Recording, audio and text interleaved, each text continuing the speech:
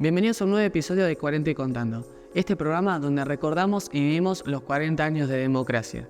En este capítulo vamos a hablar sobre los medios de comunicación y de cómo vivieron esta etapa de la dictadura, la transición hacia las elecciones de 1983 y por último los 40 años ininterrumpidos de democracia. Días antes del golpe de Estado, los principales diarios nacionales comenzaron a preparar la opinión pública. Si bien la ola de violencia era muy común en nuestro país, la idea de caos era lo que necesitaban los militares para tomar el poder y restablecer el orden. Según el comunicado número 19 del 24 de marzo de 1976, los medios de comunicación serían reprimidos con reclusión por tiempo indeterminado. Se difundían imágenes de asociaciones ilícitas o a grupos asociados con actividades subversivas o al terrorismo. Vamos a escuchar algunos relatos en primera persona de lo que fueron esas épocas. Bueno, Carlos, muchas gracias por tu tiempo. Lo primero que te quería preguntar es cómo eran esos años donde vos arrancaste, que estábamos en tiempos de dictadura, y cómo eran los medios de comunicación en ese tiempo. En un escenario absolutamente diferente. De hecho, yo arranqué durante una dictadura, pero en vísperas de una recuperación democrática que fue efímera, que fue la del 73. Yo empecé a trabajar en el 72, la primera elección que me tocó cubrir fue la del 73, y ahí también veníamos del autoritarismo, veníamos de la mano dura, de un terrorismo de Estado que al lado de lo que fue después, ahora se lo evalúa como tibio, como calmo, pero que fue también un proceso criminal. Y de repente encontrarnos con la libertad para vivir, para pensar, para decir, para agruparse, para agremiarse. Y en los medios de comunicación eso tuvo un impacto extraordinario. Se podía decir lo que uno quisiera, se podía criticar, se podía opinar.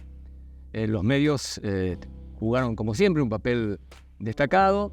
Después, bueno, fue un proceso democrático que con la muerte de Perón se trastocó y se genera una situación muy difícil socialmente, azuzada también por los medios de comunicación. Entonces, la dictadura, ¿por qué llega la dictadura? Los medios hacen su parte, que fue crear, digamos, es una técnica bien de la publicidad. Te genero la necesidad de algo y cuando ese algo aparece, obviamente lo incorporas de inmediato. Si fuera un limpiador de manchas que no existe, bueno, cuando aparece estás chocho. Ahí lo mismo, esto no da para más, el país se incendia, hay que terminar con esto. Y aparece la dictadura y gran parte de la sociedad respira aliviada. Bueno, se acabaron las bombas, se acabaron los enfrentamientos. Resulta que fue todo lo contrario. Y en realidad lo que vino fue porque los poderosos de siempre, que ahora echan mano a democracias vigiladas, contenidas, neutralizadas, no había en ese momento otra alternativa que la fuerza y la sangre y el terror. En el cine, las publicidades de cine eran muy vistas, eran las publicidades políticas. Y había una del gobierno donde un tipo se sentaba en una silla, se le quebraba, era una silla de fabricación nacional. Y después veía otra más linda, se sentaba y era resistente y decía importado. Acá está la ventaja.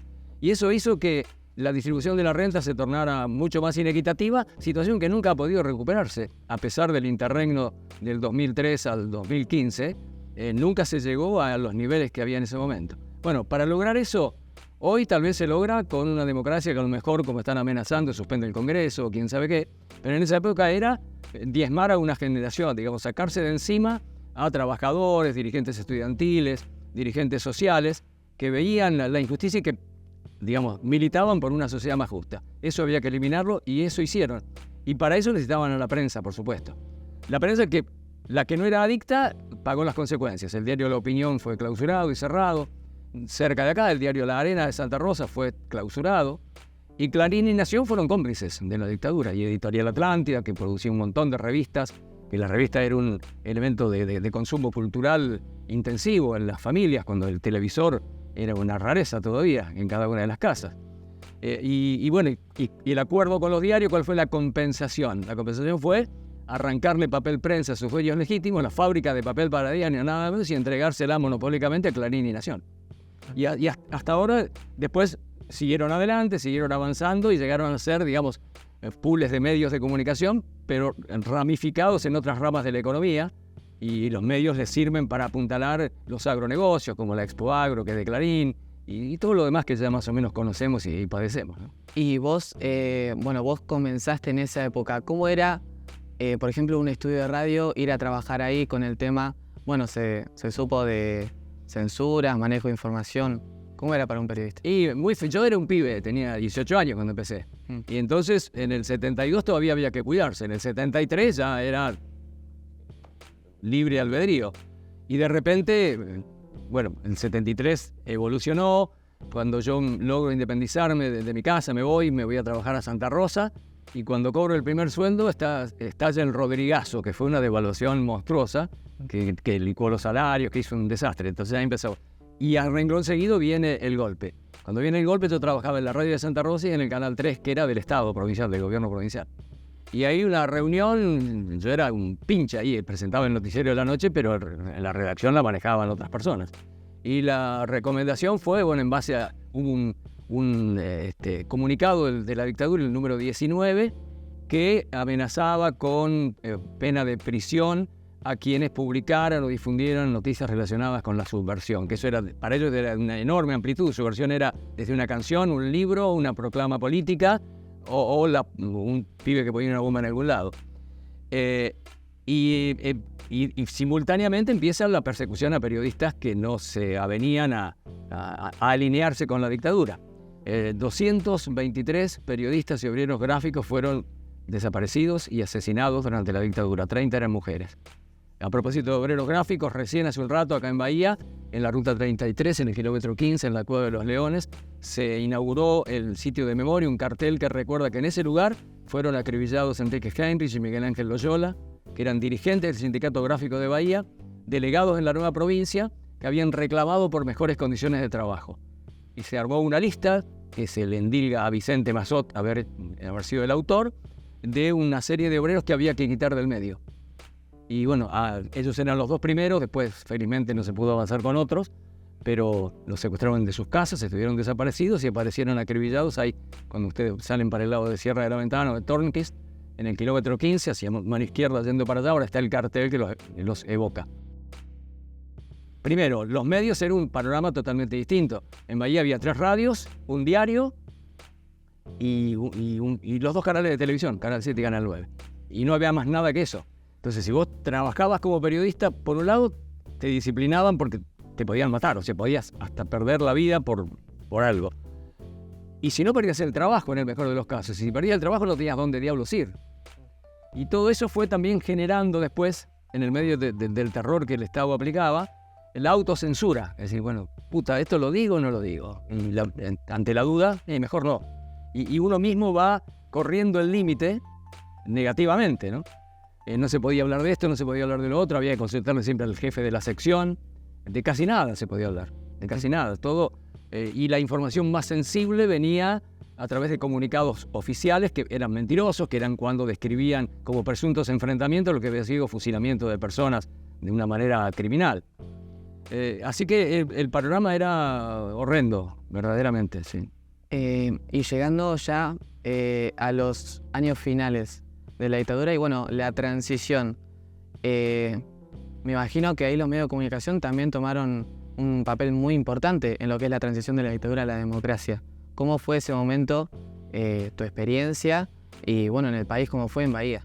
No, fue muy bien recibido por todos, digamos, ya quien más, quien menos, para el año 82, 83, tenía un vecino, un pariente, un allegado que había sido víctima directa del terrorismo de Estado.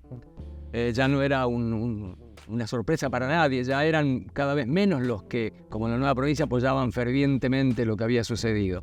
Así que había un ambiente de alivio, un ambiente de recuperar la libertad.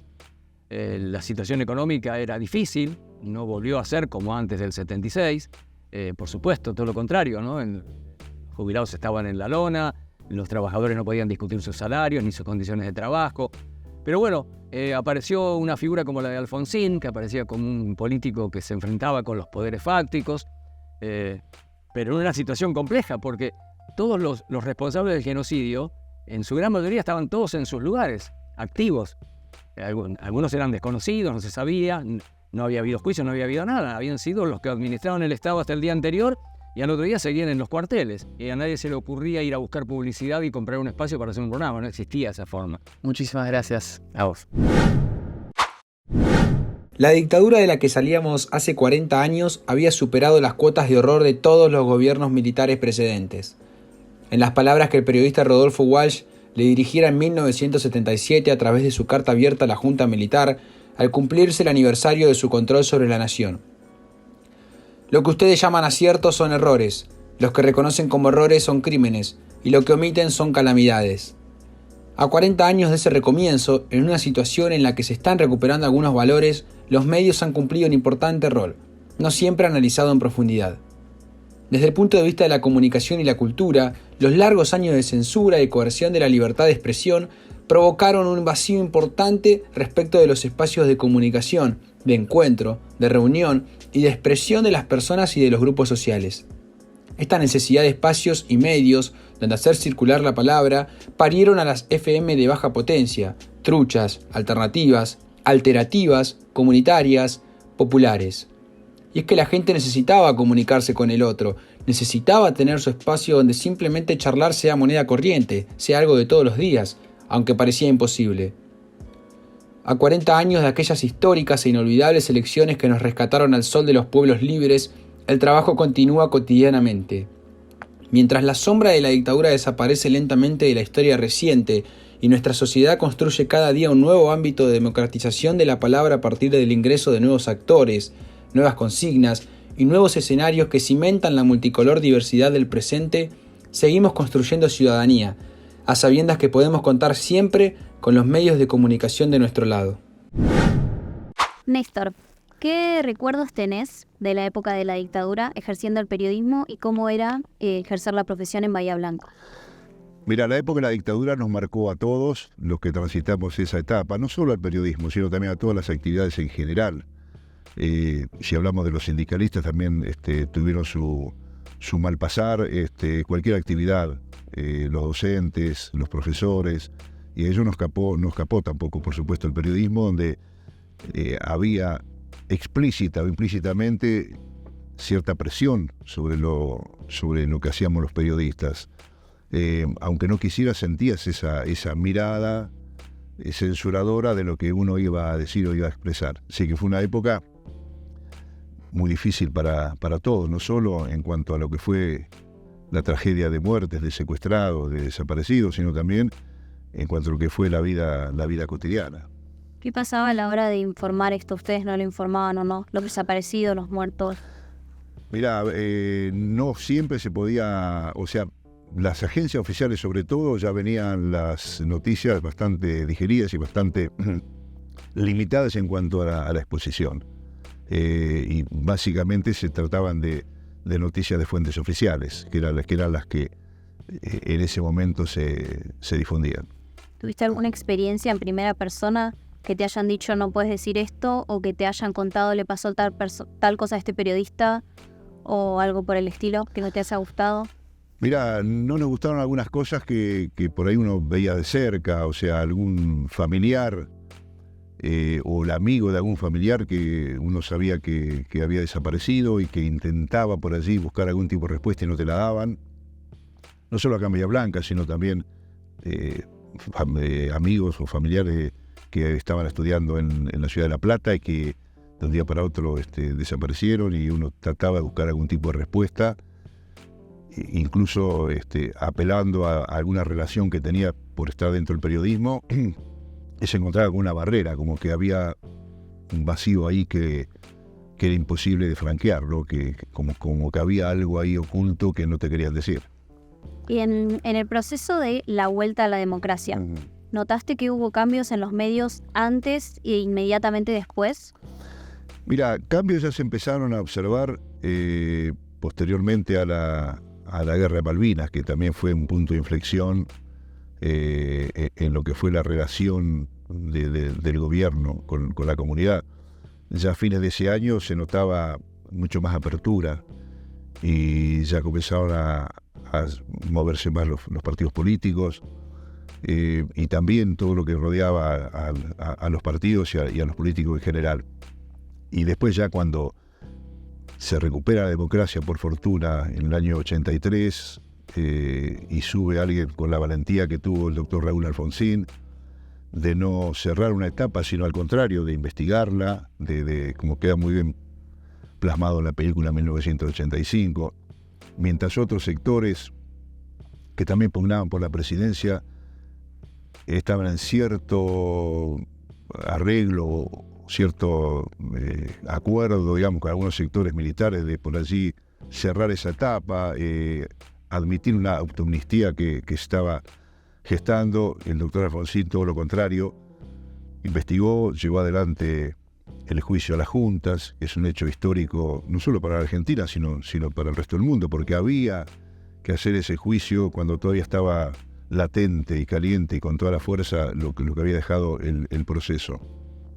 Y allí hubo una apertura en todos los órdenes, y que se notó, se palpó en la libertad, en la alegría de la gente, en las expresiones artísticas, en gente que había tenido que irse del país y que pudo regresar.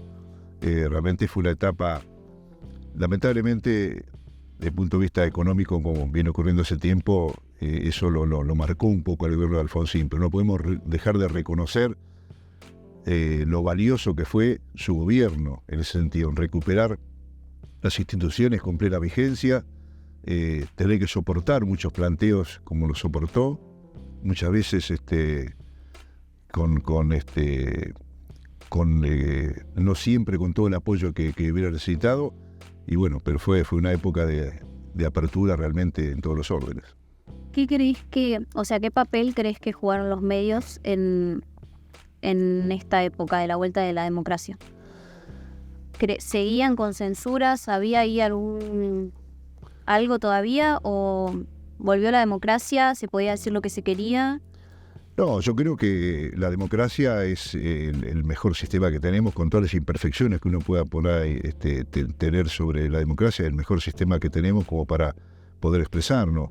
Y tanto es así que hay una gran pluralidad y hay líneas editoriales tan diversas como algunos que critican un sector, otros critican otro, otros se enfrentan, pero cada uno puede decir lo que quiere, y desde ese punto de vista el oyente, el espectador, el lector puede elegir distintas vertientes. Incluso lo que yo recomendaría es que nadie siga solamente una línea, que lea todo, que lea de distintos lugares, distintas vertientes, distintas opiniones, y después forme su propia opinión, porque si no, por ahí corremos el riesgo de tomar como verdad lo que dice determinada línea y no cotejarlo con otra para saber si realmente es verdad o no. Nosotros los periodistas somos, valga la perogrullada, extraídos de la misma población, o sea que tenemos las mismas virtudes y defectos que el resto, o sea, no podemos creernos más que el resto. Seguramente, si uno no respetara la opinión también del televidente, del oyente, del lector, seríamos muy soberbios. O sea, yo creo que siempre hay que respetarlo, y seguramente el que está del otro lado tiene tanto más conocimiento que nosotros, por lo tanto no podemos bajar una línea y decir, bueno, esto es lo que vale. Después el oyente, el televidente o el lector escuchará a uno, te escuchará a vos, te escuchará a mí, escuchará a otro y dirá, bueno, sí, esta parte es cierta, esta parte no, y se agrega sus propias conclusiones.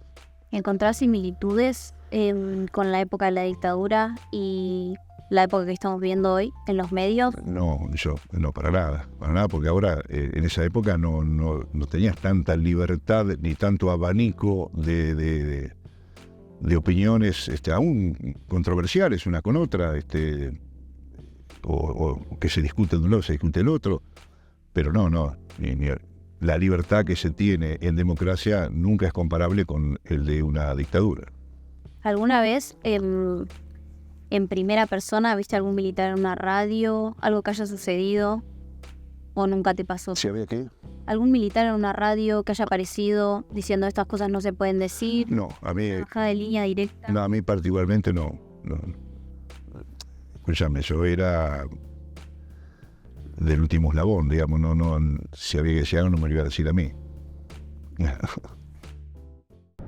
Bueno, la democracia es un sistema de gobierno donde tienen en cuenta las decisiones del pueblo, y así nosotros como parte de la sociedad poder ejercer ejercer nuestros derechos libremente.